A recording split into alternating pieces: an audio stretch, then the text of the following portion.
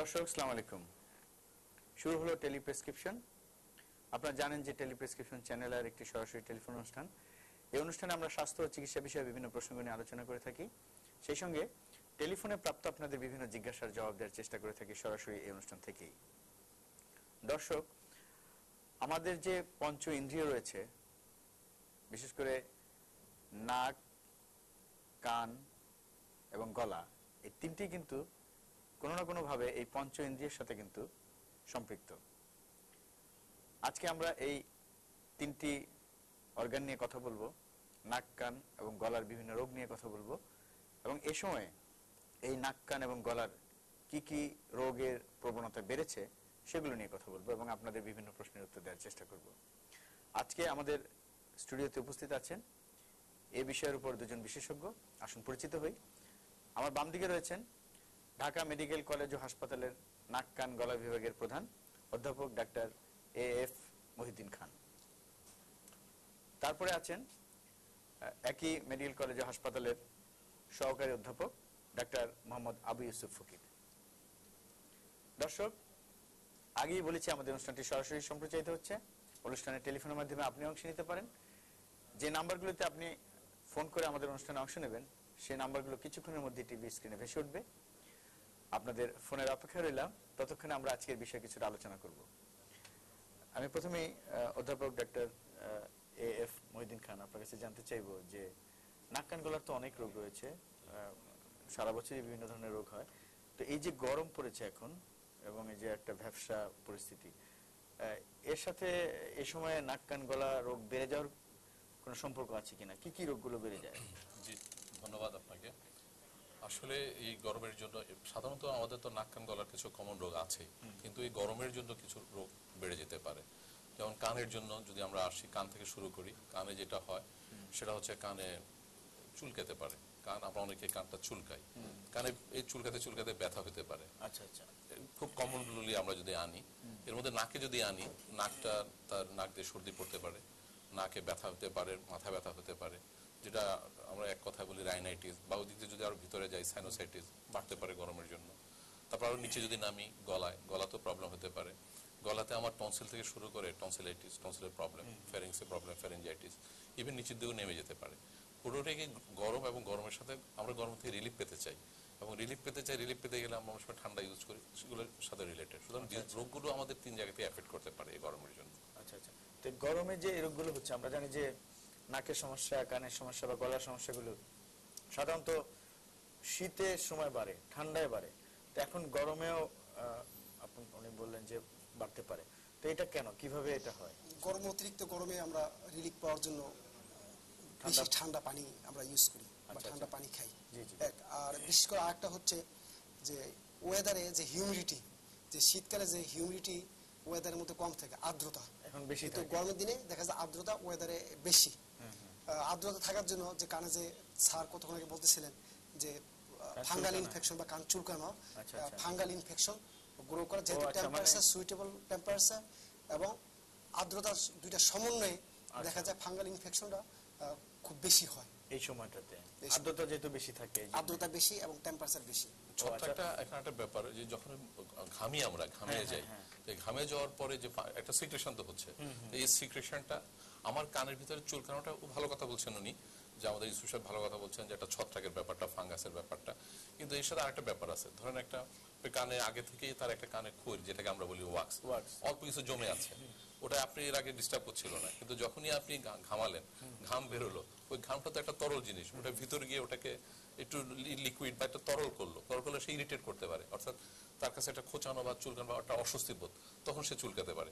তো বেসিক্যালি ব্যাপারটা কি ছিল? বেসিক্যালি ব্যাপারটা ছিল যে তার কানে ময়লাটা আগে থেকেই ছিল, কিন্তু তার চুলকাচ্ছিল না, কিন্তু গরমের জন্য, ঘামার জন্য সে ঘেমে গিয়ে কিন্তু চুলকানোটা উদ্রেক। পাশাপাশি স্যার আরেকটা জিনিস হতে পারে যে শীতকালে ওয়াক্সটা এনভায়রনমেন্ট ড্রাইয়ের জন্য ওটা ড্রাই হয়ে সাইজ ছোট ছিল, যেহেতু আর্দ্রতা বেশি, কিছু ফুলে উঠবে, ফুলে উঠলে প্রেসার ইফেক্ট দিবে, প্রেসার ইফেক্ট দেওয়ার জন্য কানে কিছু আছে, কানে আছে, পাশাপাশি পেইন এগুলো হতে পারে, ব্যথা বোধ করতে পারে। তো আপনি একটু আগে বলছিলেন যে কান চুলকাতে চুলকাতে ব্যথা হয়ে যেতে পারে, তাহলে কি সাধারণ সমস্যা থেকে কান চুলকাতে চুলকাতে হয়তো সামান্য ফাঙ্গাস ছিল, সেখান থেকে চুলকাতে চুলকাতে কানে আরো বড় ইনফেকশন হয়ে যেতে পারে। অবশ্যই অবশ্যই এবং এটার জন্য খুবই জরুরি অবস্থা দাঁড়ায় অনেক পেশেন্টের, যে সে ব্যথায় হা করতে পারে না, কথা বলতে পারে না, ইভেন কানের মধ্যে যেটা হাতটা লাগে তাতে সে ব্যথা বোধ করে, যেটাকে আমরা বহিকর্ণের প্রদাহ বলি বা অটিটিস এক্সটার্না। এবং অটিটিস এক্সটার্নার কিন্তু প্রধান যতগুলো কারণ আছে তার মধ্যে একটা হচ্ছে এই কান চুলকানো। এটা নিজে নিজে চুলকা করতে পারি অথবা রোগের জন্য চুলকা, অনেকের আবার অভ্যাস থাকে কানটা চুলকানো, তো দুখান থেকে এই জিনিসটা আসতে পারে। তবে আপনার এই কান চুলকানোর জন্য দেখা যায় অনেক সময় ফারাঙ্কল হয়, যে এপসিস ইন দ্য হেয়ার ফলিকল, যেটা কানের ভিতরে যে চুলগুলো থাকে, চুলের গোড়ায় যে কানের ভিতরে চুল থাকে, এক্সটার্নাল অডিটরি ক্যানালের আউটার পার্টে, সে চুলের গোড়ার মধ্যে ফোড়া হতে পারে। হ্যাঁ, এটা হতে পারে অ্যাব্রেশন করার জন্য। আমরা যখন ছুলে যায় বসার জন্য অ্যাব্রেশন হয়, ছুলে যায়, নরমাল যে জীবাণুটা আছে যার জন্য হতে পারে। হ্যাঁ, ওই ছড়ে যাওয়ার জন্য নরমাল জীবাণুটা ভিতরে ঢুকে যায়। কারণ এটা একটা নরমাল জীবাণু, আমাদের বডিতে সব জায়গায় স্কিনটা ফেটে গেল ভিতরে ঢুকে গেল, জীবাণুটা ঢুকে গেল, যেটা নরমালি হচ্ছিল না, কিন্তু অ্যাব্রেশন হলো সে পথ খুঁজে পেল, সুযোগ পেল, সে ভিতরে ঢুকে গেল। এই জন্য কি আসলে আমরা দেখি তো অনেককে যে কটন বাড ব্যবহার করেন অকারণে, তো এইভাবে কি কান পরিষ্কার করা ঠিক কিনা, বা কান চুলকানোটা ঠিক কিনা? কারণ অনেকে কিন্তু এটা আছে, অনেকে করে, কিন্তু এটা র‍্যান্ডমলি প্র্যাকটিস করা ঠিক না। অবশ্য আমি এটার কথা বলছি, শুধু র্যান্ডম আমার মতে করাই উচিত না। আর যদি করতেই হয়, আপনি এখন একজন দরকার, আপনি বলবেন করবেন না, শুধু আপনি আটকে রাখতে পারবেন না। সেই ক্ষেত্রে আপনাকে যেটা করতে হবে, পেশেন্টকে আমি স্পেশালি অ্যাডভাইস করি যে কোনো একটা মেডিকেটেড ক্রিম লাগিয়ে তারপর যেন সে করে। তাতে কি হয়, সুবিধাটা হয় যাদের অভ্যাস। আমি কিন্তু বলছি না যে আপনি কান চুলকান, আমি কিন্তু বলছি যে আপনি কান চুলকাবেন না। আপনার কান চুলকাচ্ছে, আপনি একজন বিশেষজ্ঞ ডাক্তারের সাথে কথা বলেন, তারপর যাওয়ার সময়ের ব্যাপার আছে, এই ব্যাপার আছে, সে তখন যদি আপনার প্রবলেমটা দাঁড়ায়, আপনি তখন কি করবেন? আমি বলি আপনি কটন বাড ইউজ যদি করতেই হয়, তখন আপনি একটু মেডিকেটেড ইউজ করে দিলে সফট থাকে, অপারেশনটা হয় না। তো স্যার, আমরা এই ক্ষেত্রে মেডিকেটেশন দিলে যে প্যাভিসন যে ক্রিম আছে অ্যান্টিফাঙ্গাল উইথ অ্যান্টিবায়োটিক, এই ক্রিমটা ভালো। আচ্ছা, আমাদের দর্শক একজন ফোন করেছেন, আমি ফোনটা নিচ্ছি একটু। হ্যালো হ্যালো, আসসালামু আলাইকুম। হ্যাঁ, ওয়ালাইকুম সালাম, বলুন। আমি চিটাগাং থেকে বলছি। জি বলুন। আচ্ছা, এই আমার কানের নিচে, এই বাগানের নিচে একটা টিউমার ছিল। হ্যাঁ, তো টিউমারটা 1 মাস 7 দিন হয়ে গেছে। ওটা অপারেশন করে ওর নিচের থেকে 3-4টে ছোট ছোট মাংসপিণ্ড বের করা হয়েছে।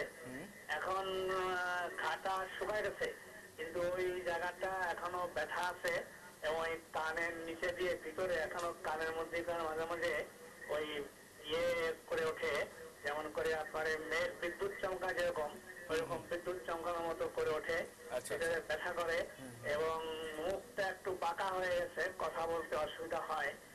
আমার অপারেটিং যে ডাক্তার ছিলেন উনি বলছেন যে এটা আস্তে আস্তে ঠিক হবে, কিন্তু আশানুরূপ ভাবে এটা মানে পরিবর্তনটা আসছে না, যে মুখটা যে পাকা হয়ে গেছে, এই পাকাটা এখনো ঠিক হচ্ছে না। এবং ভিতরে উনি বলছেন যে একটা ওই আমলকি সবসময় কানের মধ্যে রেখে এক্সারসাইজ করা, এখন এক্সারসাইজ করা হচ্ছে এবং সবসময় এক্সারসাইজ আমরা করছি, কিন্তু তো এটা আশানুরূপ ভাবে ইমপ্রুভ আমরা পাচ্ছি না।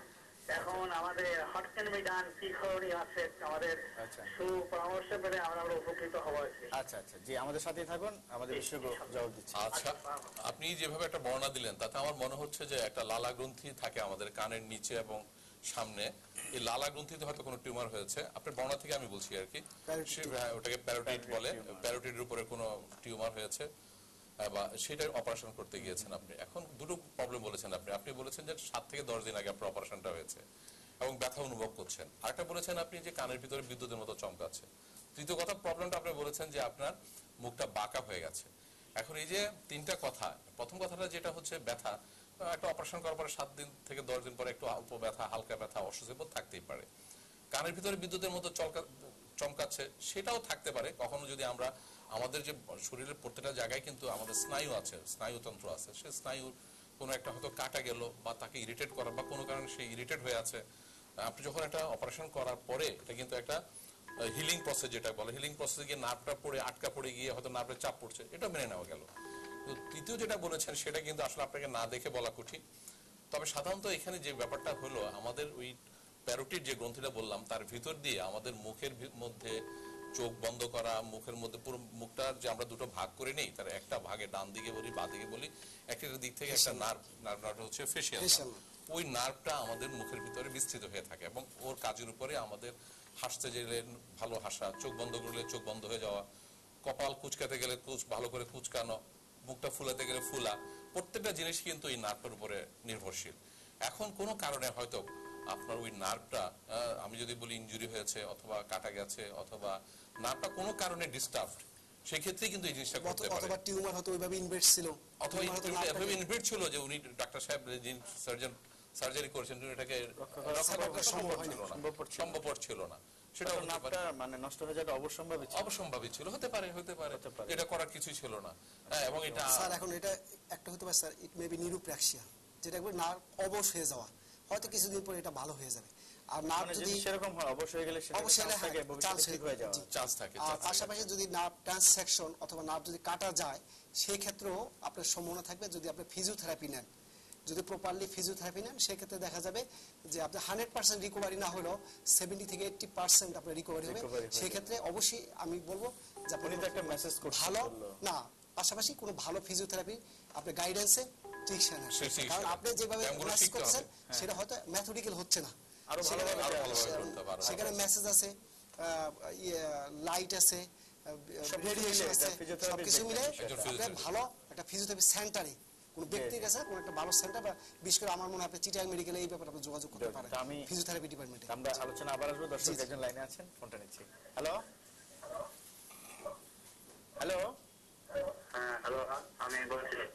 জি, আপনি টেলিভিশনের ভলিউমটা একটু কমিয়ে দিন।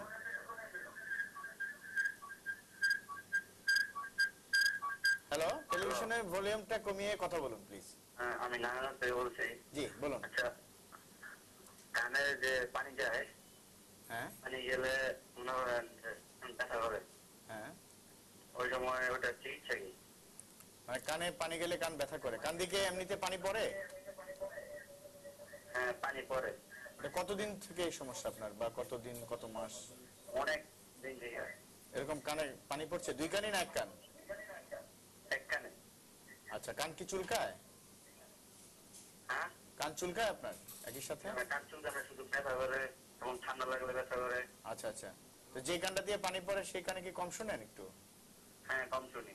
এবং সেখান থেকে পূজা সে দুর্গন্ধ হয়? হ্যাঁ হয়। আচ্ছা আচ্ছা, তো আপনি যে, ধন্যবাদ আপনাকে আপনার প্রশ্নের জন্য। তা আপনি যেটা বলেছেন যে আমরা মোটামুটি তিনটা জিনিসে ধরে নিলাম, এবং আমাদের কান পাকা রোগীদের কিন্তু এই তিনটা সমস্যাই থাকে। একটা হচ্ছে কান দিয়ে পানি আসা। আসলে কি ব্যাপারটা হলো, কানের পর্দাটা যদি ফুটো থাকে তাহলে পানি আসবে। এর মধ্যে আমি একটা কথা বলিনি, আমাদের অনেকের ধারণা যে কানে পানি গেলে কান পাকে।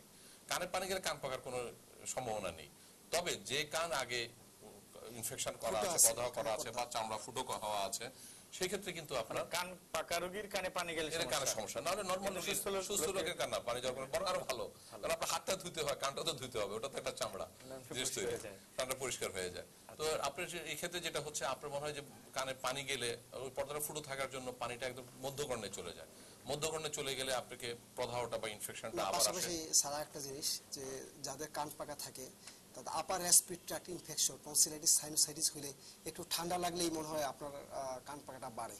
সেই ক্ষেত্রে আপনার কোনো ইএনটি বিশেষজ্ঞ দেখান, দেখায় যদি কানের পর্দা যদি আপনার সেফ ব্যাটে যেটা যেটা দুর্গন্ধ নাই, যদি ওরকম হয় তাহলে সেক্ষেত্রে আপনি পর্দা লাগিয়ে নিতে পারেন। আর যদি কানে দুর্গন্ধ হয় তাহলে কিন্তু যে কোনো সময় আপনি কমপ্লিকেশনে জড়াই যেতে পারেন, ইভেন আপনি মারাও যেতে পারেন। সেক্ষেত্রে একজন চিকিৎসক দেখে মাস্টার সার্জারি আমরা বলি, আমার মনে এটা করাই না। হ্যাঁ, আসলে আপনি বিশেষজ্ঞের সাথে যোগাযোগ করলে ওরা সবচেয়ে ভালো হয়। যেটা বলছিলেন যে ওনার আসলে চিকিৎসাটা হচ্ছে না, কিন্তু চিকিৎসা প্রপারলি হচ্ছে না, উনি প্রপারলি হচ্ছে না, প্রপারলি হচ্ছে না, কারণ ব্যথা হচ্ছে চিকিৎসা নিলে তো এই কমপ্লেইনটা থাকার কথা না, আপনার কমপ্লেইনগুলো থাকার কথা না। তো ওনার জন্য উপদেশ হচ্ছে একজন নাক কান গলা বিশেষজ্ঞের সাথে যোগাযোগ করা। আর আরেকটা জিনিস বোধহয় আমি একটু আপনাদের কাছ থেকে পরামর্শ চাচ্ছি, যে কারণ নাক কান গলার রোগের ক্ষেত্রে যে ইউসুফ ভাই বলছিলেন যে ওই অন্যান্য রোগ আছে কিনা দেখতে হবে, ঠিক একইভাবে বোধহয় যত্নটা একটা বিশাল ব্যাপার, বিশেষ করে যত্নটা বিশাল ব্যাপার। এই যে আপনি চিকিৎসা নিচ্ছেন কিন্তু আপনি আপনার ব্যাপারে কেয়ারফুল হলেন না, তাহলে তো হবে না। যেমন একটা আমাদের দুটো জিনিস করতেই হবে, একটা হচ্ছে কানে যেন কোনো মতে পানি না যায়, এবং সেটা ওই কান ফুটো রোগীর জন্য, নর্মাল রোগীর জন্য না। আর সেই জন্য সে কি করবে, কানের যে একটা তুলো নেবে, তুলোকে তেলে ভিজাবেন, চিপে কানে প্লাগ করে দিতে পারেন, এটা হচ্ছে একটা জিনিস। আরটা হচ্ছে এয়ার প্লাগ কিনতেই পাওয়া যায় বাজারে, তবে সবচেয়ে ভালো হচ্ছে তুলাকে তেলে ভিজায় চিপে কানে দিবেন। এটা একদম রেগুলারলি করতে হবে। আরেকটা করতে হবে, যেটা হচ্ছে সে ডুব দিয়ে গোসল করবে না, এবং এটা করবে যে এটা তোলা পানি দিয়ে গোসল করতে হবে। ডুব দিয়ে তো কষ্ট আসে, ড্রাইভিং করা, পুকুরে নামা, সাঁতার কাটাগুলো প্রশ্নই আসে না। তোলা পানি দিয়ে গোসল করতে হবে, তুলোকে তেলে ভিজায় চিপে কানে প্লাগ করে কানে গিয়ে দিই। ইউসুফ ফকির, আপনার কাছে আসছি যে আমরা আরেকটা খুব মানে কমন সমস্যা, সেটা হচ্ছে টনসিলাইটিস বা টনসিলের প্রদাহ। তো আমরা প্রায়শই দেখি যে টনসিলের ইনফেকশন হলে আপনারা অপারেশনের কথা বলেন, কিন্তু বিশেষ করে বাচ্চাদের ক্ষেত্রে আমরা অভিভাবকের কাছ থেকে প্রায়শই শুনি যে তারা অপারেশন করতে চান না। তো এই যে অপারেশন করতে না চাওয়া বা আপনারা যথাযথ ক্ষেত্রে যদি অপারেশনের কথা বলেন, সেক্ষেত্রে অপারেশন না করে অন্য কোনো উপায় আছে কিনা, বা অপারেশন না করলে কি সমস্যা হতে পারে? এখন সেই ক্ষেত্রে রোগীর অভিভাবকরা ভয় পান অনেক সময়। না, রোগীর প্রবলেমটা কি? যদি দেখা যাচ্ছে যে তার টনসিলাইটিসের জন্য সে কানে কম শুনতেছে, যেটাকে অ্যাডিনোয়েড বলি, জি জি, তো সেই ক্ষেত্রে তো করতেই হবে। করতেই হবে। তারপরে আবার যদি কারো থেকে স্লিপ অ্যাপনিয়া, দেখা যাচ্ছে রাত্রেবেলা বাচ্চা না, ধরেন শুয়ে আছে, ওগুলি নাই, খুব সাধারণ যে গলা ব্যথা হচ্ছে বারবার, না সেই ক্ষেত্রে বা জ্বর। আমি একটু সাহায্য করি যে টনসিল অপারেশনের ব্যাপারে আমাদেরকে একটু আমাদের রোগীদেরকেও সচেতন হতে হবে। আমরা তো ডাক্তার অবশ্যই সচেতন হব। এখানে যে ব্যাপারটা দাঁড়ায় যে টনসিল অপারেশন করতেই হবে, এটা কিন্তু এটা আমার পেশেন্টদেরকে আমি বুঝাই দিতে হবে, আমি বুঝাবো। আরেকটা হচ্ছে করলে করবেন, না করলে অসুবিধা নেই, আপনার হয়তো মাঝে মধ্যে ডাক্তারের কাছে আসতে হবে। এখন করতেই হবে এই জিনিসটা কখন? তিনটে ব্যাপারে। একটা হচ্ছে আপনার টনসিলটা যদি এত বড় হয় যে ওটা আপনার খাদ্যনালী এবং শ্বাসনালীতে বাধা সৃষ্টি করে। আচ্ছা, এখন এটা পেশেন্ট বুঝবে কিভাবে তার খাদ্যনালীতে বাধা সৃষ্টি করছে বা শ্বাসনালীতে বাধা সৃষ্টি করছে? এটা রোগী বুঝবে কিভাবে? রোগী বুঝবে যে খাদ্যনালীতে যদি বাধার সৃষ্টি করে, পেশেন্ট ওই বাচ্চাটা খেতে চাইবে না, খেতে পারবে না, তার ডিগ্লুটিসটা ঢোক গিলতে তার খাওয়াটা নামবে না, অসুবিধা করবে, অবস্ট্রাক্ট হয়ে থাকবে। আরেকটা হচ্ছে শ্বাসনালীতে যেটা হয়, শ্বাসনালীর জন্য তার কমপ্লিকেশন হিসেবে পরবর্তী কমপ্লিকেশন তো একটা আছেই।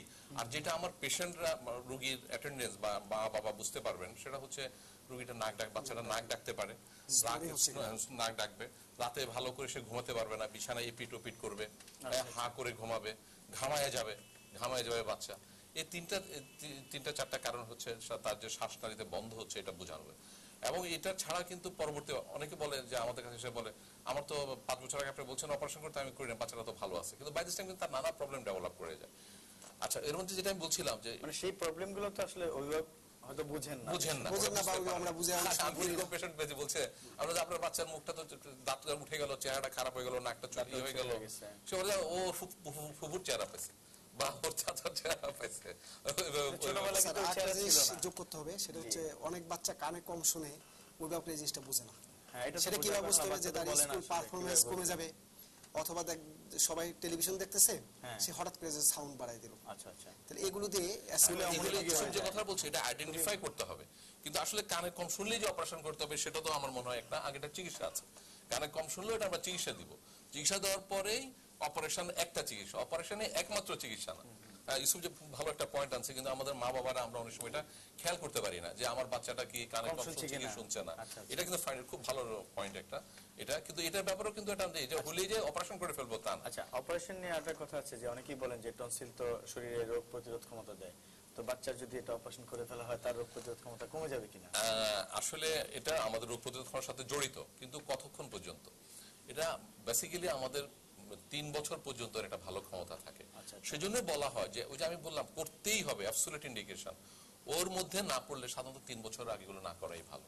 এটা আপনি চিকিৎসা করে যদি এটাকে ঠিক রাখতে পারেন সেটাই ভালো। তবে ওই অ্যাবসলিউট করতেই হবে, ওর মধ্যে যদি পড়ে যায় তাহলে, কারণ এই যে টনসিল যে তার যে আপনার রোগ প্রতিরোধে সাহায্য করে, ও তো একা মেম্বার না, আরো মেম্বার আছে যারা আপনার রোগ প্রতিরোধ করবে। তবে অবশ্যই আপনার ডিফেন্সের 10 জন লোক আপনার সৈন্য ছিল, একজন কমে গেল, কিছু তো হয়তো কমতে পারে, তাই না? তো সেদিক থেকে একটা ব্যাপার আছে। আমাদের বডিতে 800 লিম্ফ নোড আছে, এটা লিম্ফোয়েড টিস্যু 800, 800 মধ্যে 300 আছে শুধু নাক কান গলায়, এই রিজনে, নেক রিজনে। আর একটা বাড়ির দারোয়ান দরকার আছে, কিন্তু দারোয়ান যখন করাপ্টেড হয়ে যায় মালিক কিন্তু তাকে অ্যালাউ করে না। ওই দুষ্ট করেছে শূন্য গোয়াল ভালো। তার জন্য টনসিল নিজেই যখন ইনফেক্টেড হয়ে যায় তখন সে নিজেই রোগ ছড়াইতে থাকে। হ্যাঁ, মানে সে তো তখন আর রোগ প্রতিরোধ করে না, অসুস্থ করে।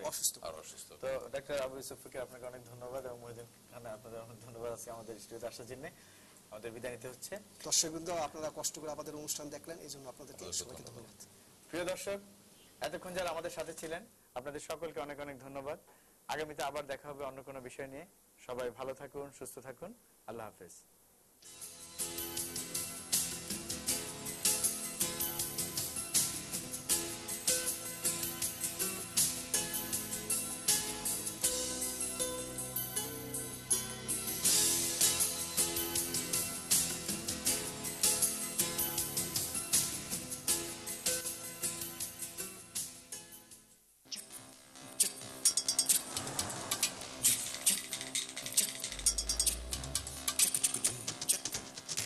যে কোনো বাংলা লিংক সংযোগে মাত্র 50 টাকা রিচার্জ করলে 500 SMS ফ্রি।